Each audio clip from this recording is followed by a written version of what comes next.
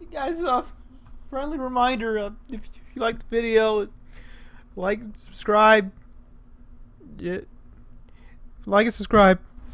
Alrighty, what is going on, ladies and gentlemen? It's been a minute since I've done a little Let's Play, so I figured we might as well start one here. I feel bad after I don't upload for like a few days, so we're going to start NASCAR Thunder 2004 career mode on the channel, just so we would have some consistent content coming in just about every single day. Alright, we're going to get into this career mode here. Back in the day, I used to do a Dirt to Daytona career mode, and I was started doing a Thunder 2003 career mode, but that kind of fell through after some things in my personal life got pretty busy. So, I feel a little bit more confident here. I feel like I can stay consistent, so we're going to go with Thunder 2004 career mode.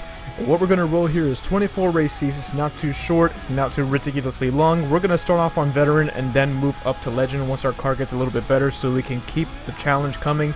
We're going to be Ricky Jackman Jr. If you guys don't know the lore of the channel, Ricky Jackman Jr. is pretty much a legend on this channel.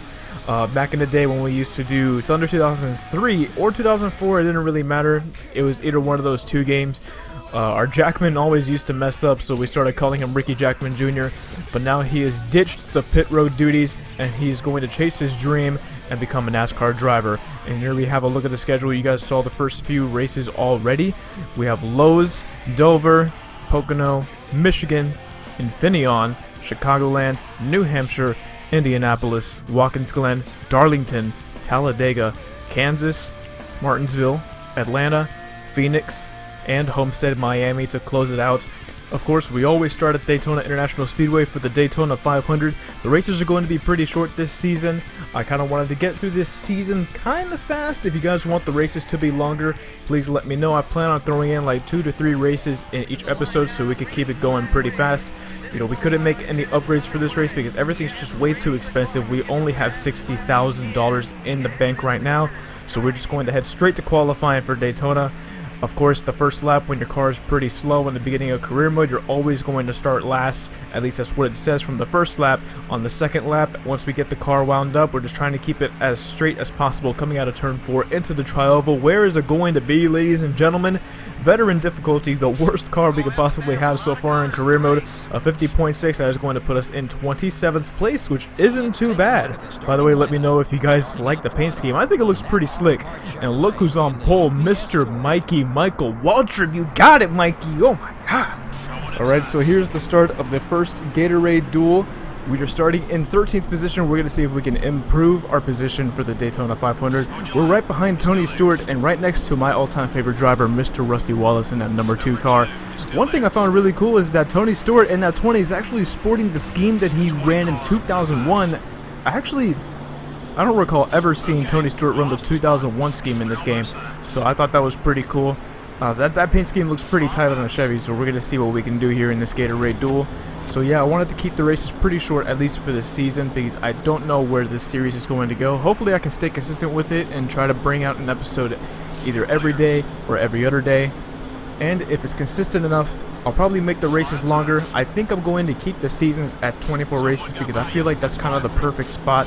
You know, it's not ridiculously long like a 36 race season, so it's not going to take forever for us to get through the seasons and make some progress, but it's not too short towards the point where we're not going to get the feel of an actual season in 12 races. So let me know how you guys feel about the 24 race seasons, and let me know how you feel about the 5% races. I'm probably going to bump them up for 10 for next season, but you know, we'll see how it goes throughout the season, and you guys can let me know how. So coming out of the tri-oval, we actually got in front of Casey Beers in that 41 car, and we were in lap 3 already halfway through this Gatorade duel. Jeremy Mayfield in that 19 for some reason is trying to pass us, but he could easily give us a push here and we could catch the guys in front of us for a little bit of a tow from their drafts. So we get a little bit of a push from Jeremy Mayfield in that 19 car after blocking him because he was going back and forth trying to get by us. We were finally able to catch the back of Elliott Sadler in that 38, but Jeremy Mayfield gets below us and he almost gets between me and the 38, but we're able to stay in there, keep our nose in there, and then we get a tow from the 38. We're trying to clear Jeremy Mayfield, but it's not going to work out. He's still on our inside, and then we're going to be way up high. Car gets tight on the entry of 3. Our tires are already wearing down, but we were able to keep it off of the wall for the most part. We only got minimal damage, so I don't think this is going to affect us too much. Fast forward in lap 5 of 5, going into the back straight, coming out of turn 2, we finally get a little bit of a run on Elliott Sadler, but it is not what we need. We need a little bit more of a slingshot to get past Elliott Sadler, so we tuck behind him, and then we go to his outside and tuck him behind the back of Kevin LePage. I know Kevin LePage isn't too reliable on the super speedways, especially considering what he pulled off at Talladega way back in the day, but we're going to have to trust Kevin LePage here, and it winds up working out as we get around the outside of Elliott Sadler in that 38, and let's see if we can get a little bit of a slingshot going on to Kevin LePage. If we had a little bit more time, we would have been able to get it, but we finished 14th. Let's head to the 500, ladies and gentlemen. Well, here we are at the Great American Race, the Daytona 500, the NASCAR Winston Cup Series premier event. This is Joe Moore, and I'm with Barney Hall to bring you live flag-to-flag coverage on MRN. To win a race is something pretty special at any track. But to win here at Daytona, you're that much closer to becoming a legend in the sport. There's no doubt about it. A lot of these NASCAR Winston Cup drivers will tell you that it's really no different winning here than anywhere else. But those are the guys who haven't done it yet. Once their name is in the history books here, I guarantee you they'll change their mind. Let's see how they'll line up for the start. Starting out front are the Napa Auto Parts Chevrolet and the Lowe's Chevrolet. Alright, ladies and gentlemen, let's get this career mode underway. 10 laps around Daytona, super short race for the Daytona 500, and right now we're just going to try to stay a little bit patient as we come out of this trial. Don't want to lose the draft right away.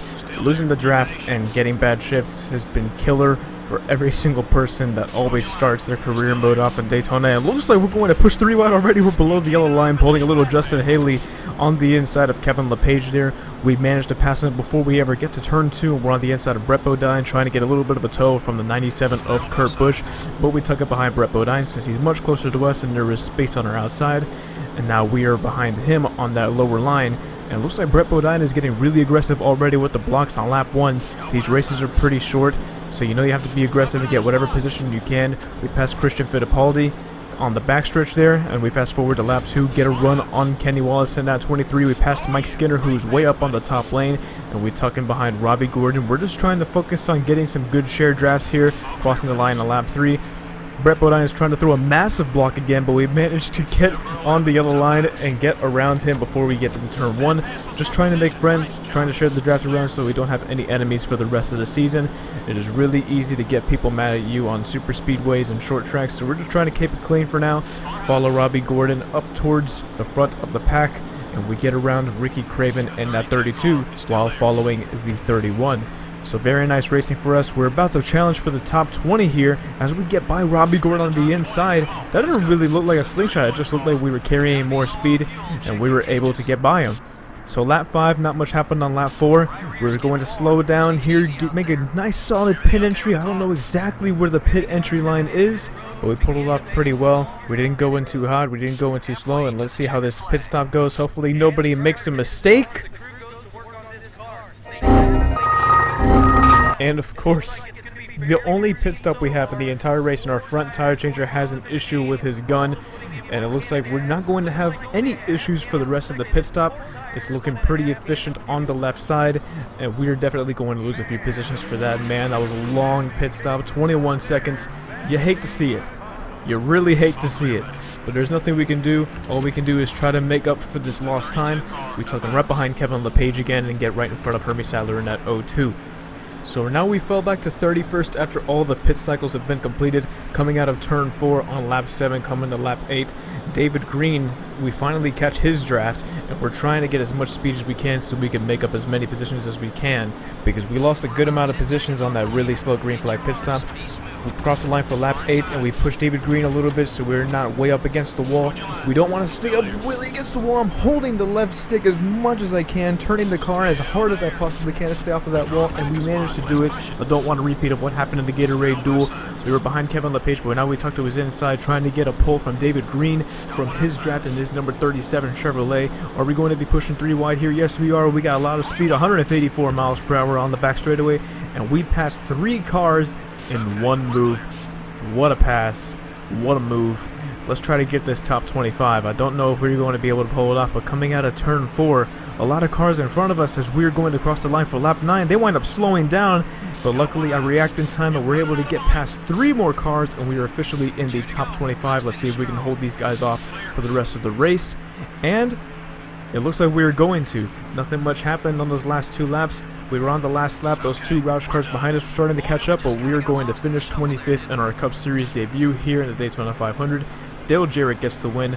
Dale Jr. finishes second, and Michael Waltrip finishes third. You see there, we did nothing but make friends out there. We drove very clean, didn't make any contact with anybody. We have $475,000 in the bank right now, which is definitely going to help us with our research and development. You see Michael Waltrip there led 5 laps, so that's going to give him a few bonus points. He's going to be tied second in the standings with Dale Jr.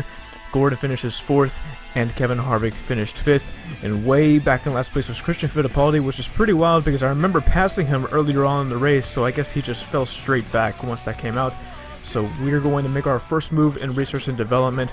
We're going to buy the engine shop, and that'll be done in 6 races. We're going to repair all of the gear that we used earlier at Daytona, so that's going to be ready for race number 4, I believe. We're going to use our second engine, second chassis, and second body kit for the second and third races. So I hope you guys enjoyed. If you guys want to see more of this, be sure to leave a like, comment, and subscribe down below. Make sure you join the Discord so you get in touch with the community, and I will see you guys in the next video. See ya. I don't really know what's going down, but I try to find a way out, yeah. I don't really know what's going down, but I try to find a way